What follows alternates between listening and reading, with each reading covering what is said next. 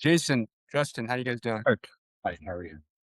Good. Oh wow, the adventure continues, man. I just got called. I have a place up here in Park City that I'm renting out, and Hmm. call from a tenant in the morning. There's a bird stuck in some water heater ventilation What? duct. And I'm like, oh my gosh. They sent me a video of it chirping, and I'm like, oh geez. So I stop by. I start tapping on the thing. There's no chirping. I'm like, okay, maybe it's gone. Maybe it's dead. I have no idea. And I'm like, okay, well, I'm gonna leave and let me know if anything else comes up. If it starts making noise, lo and behold, it starts making noise again. I'm like, okay, geez, gotta figure this out. Anyway, hi Pam. All right. Yes, Um, yes, yes, yes, yes. we will continue to let other people in here. Well, let's just jump right in. For those of you that are new here, my name is Eric. I've been a recruiter since 2013, recruiting primarily for early stage venture backed startups, everything from sales to engineering to product to customer support to what have you. In a former life, I was in software product development, product management. In a former life, I wrote code, and I'm here today to help out with anything I can with respect to providing insight into the recruiting psychology, mindset, motion, uh, and hopefully that can help you navigate your job search, career search more effectively. Not much structure here, more of an ask me anything, and I'll provide my perspective as it's relevant. So that's me, and that's that. Um, I gotta go take care of some stuff that I kind of alluded to a minute ago, and happy to dive into any questions or thoughts folks might have. I'll jump in. Eric, I got contacted by a recruiter on Friday that wanted me to sign a RTR. And I don't even know what that is. it was basically like a right to represent. Okay. Um, and I read through it. It seemed pretty narrow. Didn't seem like it was too big of a deal. So I signed it. And then he kind of like everything's just seemed so slow after he contacted me. And I asked him for an update today. And he was like, "Oh, I missed the window, and they have as many applications as they want. I'll wait till," he said, "the next cycle opens up." And the whole thing sounds just like super weird, but I didn't know if you had any. It's not an exclusive right to represent, right? I mean, There was that no, just for that particular job. The contract was very narrow, this job only. And okay. he said the reason for the RTR is the company didn't want, I guess, m- a single person submitting through multiple agencies. Yeah. Which is actually something that we try to avoid. I just never formalized that through what you refer to or they refer to as an RTR. I've never asked anybody to sign anything like that.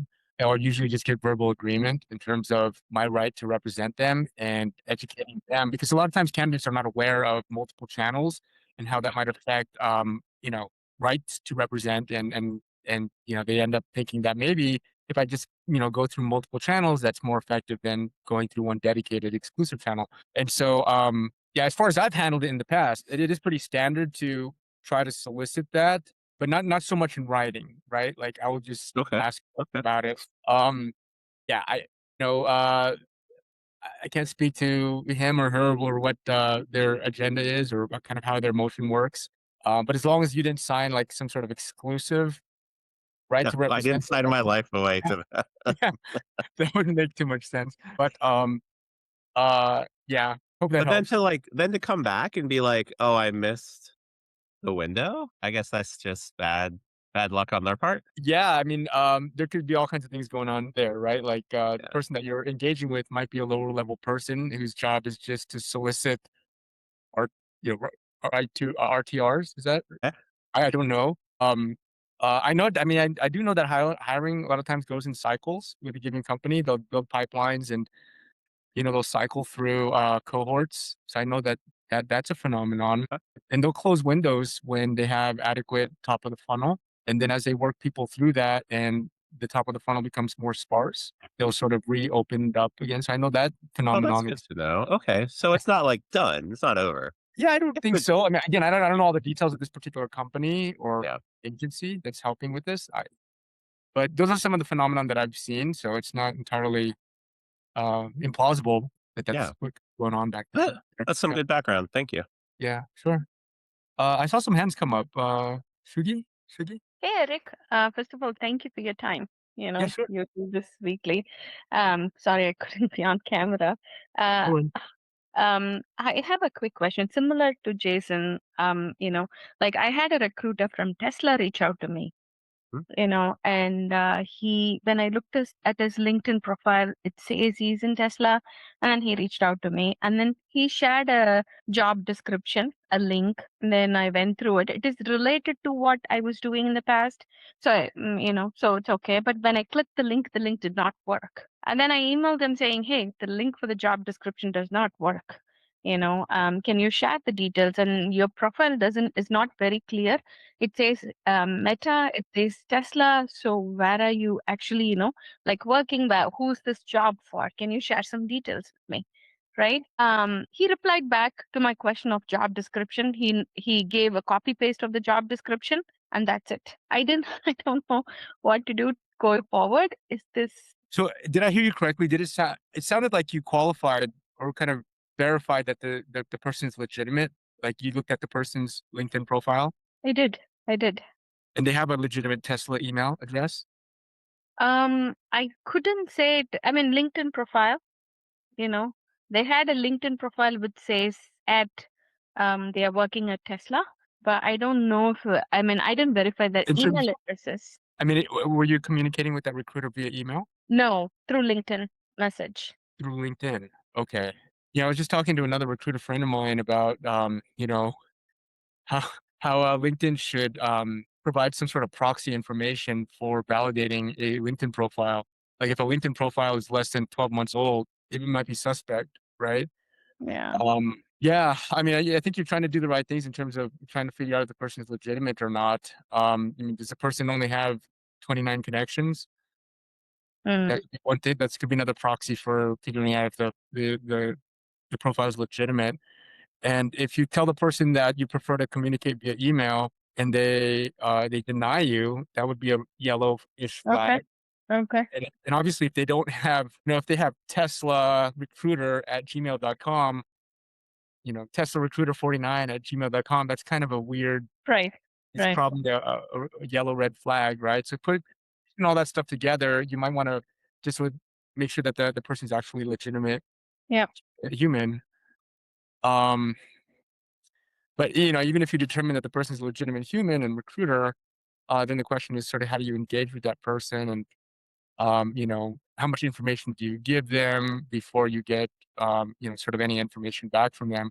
That's Right. always a bit of an art too, right? Because some recruiters, they just ask for everything up front, and sometimes they have like nefarious you know angles that they're pursuing. I can't speak to those things, but you have to kind of be careful. If they're asking for too much up front, they want your resume, they want your social security number, they want 3 references, they want your portfolio, they want this, and that. I can't speak to what they're doing with that information, but Right. it is odd. I'll tell you that it's odd to do that in a first or even second point of contact. Right. They Right. don't need all that information up front. Right. Yeah. He needs my resume, or he's saying, if you like, let's move forward. Send me your resume.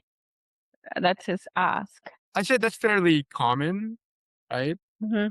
Um, But, you should also be able to qualify too, right? Like, what is this position for? Are you an internal recruiter? Are you an agency recruiter? Do you have line of sight? Are you working directly with the hiring manager? Like, those questions are all legitimate questions to qualify the person you're working with, right? And if they can answer that in a way that's, builds confidence in you, then that's Right. great. You can feel more confident and more comfortable giving a little bit more information.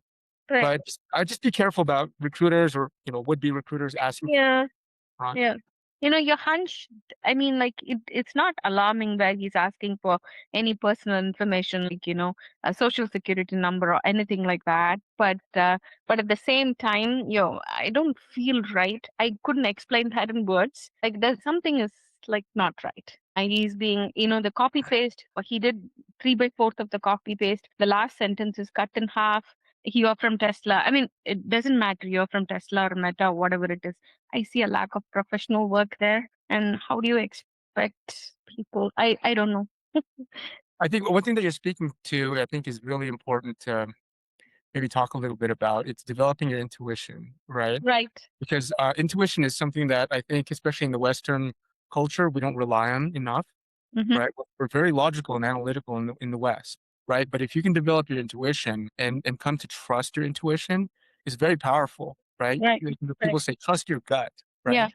And so if you can develop that and learn to build confidence in your intuition, that can lead you in a lot of good places, especially when you couple that with your analytical side, your logical side of your brain, right? And so as a recruiter, right, I talk to a lot of people, and sometimes it's just a feel, like there's something that doesn't add up, right? And that prompts me a lot of times to validate that like empirically, right? So maybe I don't rely entirely on my intuition, but at least my intuition prompts me to ask maybe deeper questions, right? Or to try to validate in ways that are more evidence based, right? So similarly with you, right? You feel like something is off. Maybe that'll prompt you to do, one layer of question asking, Mhm. Mhm. and then you find, what, it's not adding up. Okay, the answer right now is no. Don't waste your time Right. on it. Right. Because that's a very important part of life. Yeah. Yeah, what to say no to. Yeah. Because if you have a good gatekeeper sense of what to say no to, you can really harness your energy for things that are more compelling. 100%. Thanks, Eric. Hey, Justin, I think you Yeah, might be on. write There this you go. out. It's a bit of a really complex question, but could I just Yeah, write it out for you? sure. Or maybe you can simplify it by verbalizing it. Um, well, I've been trying to break into project management for some time. Yeah. Starting with project coordinator. The market right now is just insanely saturated. Especially we're looking at Reddit and other places where you have senior people who have been senior PMs who are going back to entry level positions and taking a pay cut because it's just such a hard market right now. That of course I'm probably not even going to be considered for a lot of those roles. Just the fact that you have people who have a lot more experience. So I guess I my question is how would I are you seeing more in success from just applying and differentiating myself somehow, or is it more of a direct outreach and networking with people? I mean, I'm going against thousands of people sometimes. The advice usually is try to find things that have less than 100 applicants. It's almost never going to happen on LinkedIn and some of these other uh, job boards. Yeah, you're touching on something that I just had a conversation with a friend of mine who's a recruiter as well, and he was telling me that the kinds of positions that he could entertain in the past in terms of comp are vastly different than what he could entertain now. And I think that's kind of what you're speaking to. Um, there's a lot of competition out there, as you guys are aware, and people are taking positions that are lower paying. It's a really strange time right now, and I don't want to sort of harp on the whole AI thing because I think a lot of you guys are already aware of that. But I think it's a situation where you have to kind of balance like what your immediate needs are in terms of your economic needs, and sometimes taking a position at a lower pay, maybe in a in a like a contract or a temp capacity could do a lot of good in terms of just bolstering your maybe your confidence. Trying to find a job when you already have a job, it's hard in the sense that you're time constraint, but you tend to have more confidence when you have a position, right? And so finding that trade off is something that is worth considering. Just Justin, I don't know if I have a silver bullet answer for you in terms of how to approach it. Um, there's a lot of things that are changing right now, and I think figuring out, how you fit to a sort of a puzzle that's kind of evolving and moving, and where that gap is now is might be different tomorrow. I don't know if I have an answer for you, Justin, to I be guess quite I'd honest. be a little more specific, and I know this Yeah. is just my situation here, but is there work um, that includes project management, project coordination, but isn't strictly admin work, that kind of thing? Do you see those kinds of roles out there? Because that would be Um, an avenue into that. Because I mean, that specific title might be a little too competitive right now, whether that's remote or hybrid or at an actual site. And struggling with this for years now and have a PMP, and I think that's actually putting me to be overqualified, even though people will say that's you're going backwards with this. You got the certification before you've been in work like that. But freelance work at least has shown at least a couple years qualifying for that PMP, but it's not. It's Are you looking for they're on LinkedIn and Reddit are like, well, that doesn't matter. Well, then why did PMI think that was a good idea? I mean, they wanted my money, I guess. I got yeah, they this have when I no was pre-certified, so it should show at least a couple years experience. I mean, the yeah, skills are there, but yeah, not enough of the experience and the title, I guess is what I'm saying. yeah, and you're looking for a full-time W-2 position, right? Sure, yeah, That's what you're focusing on. yeah. And where are you finding the biggest headwinds or constraints right now? Like, where are you trying to get most traction? It's just getting a conversation going? Yes, and it would say more specifically, I would like to work somewhere where you can combine, my background in technology development and design, but also being able to coordinate and process improvement, especially, but also have that in the realm of nonprofit work or a company that works for a cause. It could be for profit, but more for something that's to me would be more meaningful where it's working for a cause, getting closer to that kind of getting closer to the work, whatever that cause is. Yeah, so as part of the NSA, I assume you're part of the NSA, right? Yes. Yeah. I Yeah, know this question. I just haven't gotten to it. and you've gone through the whole, Manukin exercise? Yeah, I think right now we're right there in the listening tour, the start of that. I haven't finished the 2-pager completely, but that's part of where I'm at. I know that I want to work for a cause, that I don't want to just work for a bank or whatever the software company or something. It has to be something a Yeah. little closer to a cause, I think. Yeah, yeah. Yeah, so as you're going through that, you're gonna have different filtering layers, right? And I think, having a Mhm. good sense of how you apply those filtering layers, is a function of what kind of traction you're getting and what your sort of your time constraints, your time needs might be. It's good so that you can sort of, toggle on or off certain layers, right? As you find that you're getting traction or you're not getting traction. Right? Jason, did you have something to say on this? Just gonna say, first of all, Justin, I'm sorry, man. It's tough, and it sounds like you're having a really bad time with this. Um, I don't know. It seems like since you're you have some experience freelancing, and you're kind of used to being like working on a single project and then walking away. If you couldn't identify like a local nonprofit where you could do a something with them, like a very short capped situation, like the spring is around the corner, summers, there's all these various holidays that just come up that you could, if like an animal shelter was having a big event to adopt, or if a local nonprofit was doing something that you could go into them and say like, hey, I'm Justin, I have this experience, I would love to volunteer my time helping you make this like the best thing. And then, I mean, you're already like, we're all sitting around, right, not getting paid, but you could take this and this could be like a case study that you use as a step up to Yeah. the next thing. And then if you're saying like people are kind of looking at you and saying, oh, well, you did it backwards, you can at least kind of sort of Uno reverse them by saying, well, what I did was, I did X and Y and Z locally, and I'm ready to step up and do this in a position at your organization.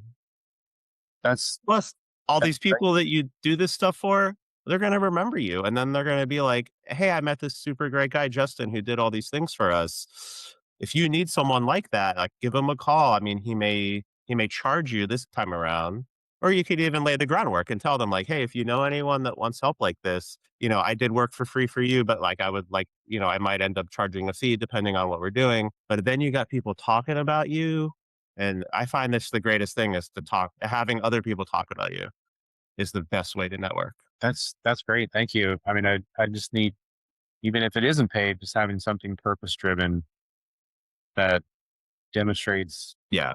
what I'm passionate about, which is I want to solve problems. I don't want to sit in the job I had before where I just mostly just was staring at screen and waiting. It's just Yeah. a day job that wasn't really utilizing anything that I'm capable of doing. It's just I would getting paid, which is great, but I would also say I heard you mention Reddit a couple of times. I'll Mhm. take this with a grain of salt. I spent a lot of time on there right after I lost my job. And I eventually concluded I needed to delete that app off my phone because Reddit at this point is either people that are overly enthusiastic about something, or they're like everyone else on the internet and they're there to complain, or it's just bots. And it wasn't helping me. And so I removed that from my life because I just was like, I was wasting too much time on there and getting I was coming out of it with bad vibes. You Yeah. do you. It's just something to offer. I'm starting to agree because you have some people I would say I'm having such a struggle, and I hear people saying the same things. Like I'm trying to get into just the project coordination jobs, which are lower entry level stuff. But you'd have people will say, "Why would I hire you when I can find somebody who's senior about 5 years? And why would I need a baby PM?" Like, don't say baby, whatever. That's just degrading, dude. Who are you, random person? But yeah, it's a lot of times you get people that sound like they're gatekeeping an entire profession when, like I said, I have transferable skills. Why does this not matter? I mean, I don't care if I'm going up against someone who's senior. Maybe they don't have the same empathy or compassion that I do and kind of job that I'm looking for. So, If I could just echo what Jason is saying, I think that's really powerful in terms of doing some volunteer work because I think though you might not be getting paid monetarily, you're building professional and social goodwill with the people that you're working with.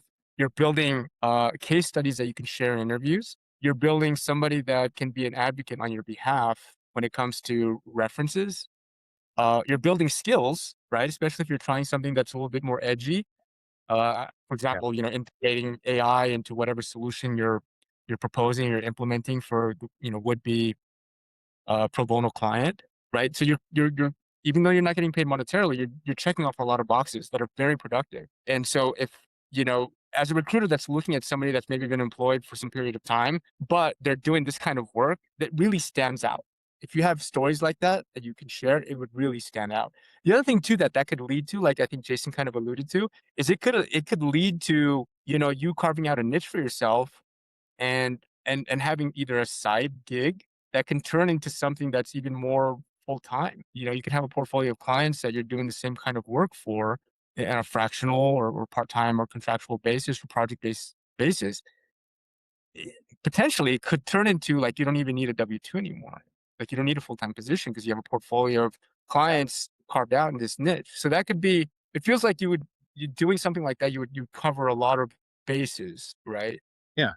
I'd say this could apply to anyone attending right now. I mean, it's the struggle is to find something maybe in the meantime while you don't, if you're not working anyway, to find something that gives you some experience. And that's something I have been feel like I'm procrastinating on that. I started with the Rotary, but it's a very slow moving thing. And the things I want to do, I really have to go through some of the people in that group to help the president who's struggling with a lot of this. It's too much on her plate. So I said, look, I can help.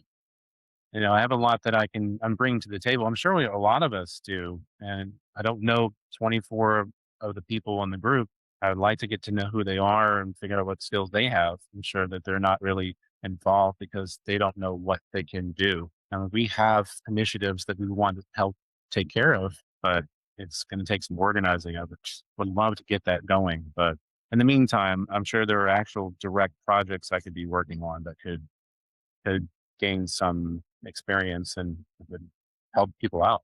Yeah, just one thought on too. Just one thought on that too is that my thought would be that you do make it Yeah. project based with a clearly scoped beginning and end. You don't want to Yes. turn yourself into free labor indefinitely, right? Yeah, you don't want that, but you want to be able to walk away with something. This is the beginning, and this is a clear end. This is clearly what you're delivering, and this is clearly what they're going to talk about if they're ever approached as a reference, right? And it ends in whatever 20, 40, 80, whatever the case may be, hours, but not something where you're just free labor and the scope is just ill-defined and indefinite. You don't want to get that. That could just suck up your time. And, the things of walking away with a case study, walking away with this and that, it becomes more fuzzy. So I think I would just be careful with that. You know? It's project based and something that should turn out more of a case study. Something discrete, right? You discreetly identified a problem, you've narrowed the scope, and you're delivering a solution that they can talk about and you can talk about. Not that you were, a project coordinator or project manager for 6 months, right? Um, at no cost, at no monetary cost to them. Like, yeah, that's just my thought. No, You that's know what you, yeah, good. I appreciate it, everybody. yeah. One last question. I gotta hop at the bottom of the hour. I appreciate everybody's engagement here. Like, I wish I could delete LinkedIn too. LinkedIn's becoming weird now. A lot of people are creating content with AI. Um, it, yeah, it's becoming a weird place. I don't know. Yeah, it is one of the places where, I mean, it's sort of the de facto database for recruiters to find talent. It feels hollow. Yeah, I don't know. It feels like a lot of interactions through the web now will be sort of insulated or distracted through like AI and bots. You don't know if you're talking to a human. We have a good sized group today. Any other questions, thoughts? Pam, Nia, Not Gina? yet. Not yet, not yet. In terms of me, just in terms of updates, I've been networking with people, just Yeah. to get a feel of like different roles I may be interested in. I need to sign up to chat with the recruiter just to see what roles they think I may be a good fit for. I know we spoke about this earlier, but it's something I'm still figuring out. Um, I might even try and see if I can chat with the recruiter beforehand, just like ask people if they know recruiters that I can speak to. Yeah. Have you found any luck through the NSA or any of the Slack channels in the NSA? So I found out about the recruiter link recently because I couldn't find it. I thought it was just this mythical link somewhere in the universe. Um, and um, yeah, I found it and they gave different options like your candidate market fit. Do you want to review your resume? And they said it's going to take a couple of weeks for someone to get to me, but I think it's worth signing up anyway. Is that through the Has NSA? I'm sorry? Is that through the NSA? Okay.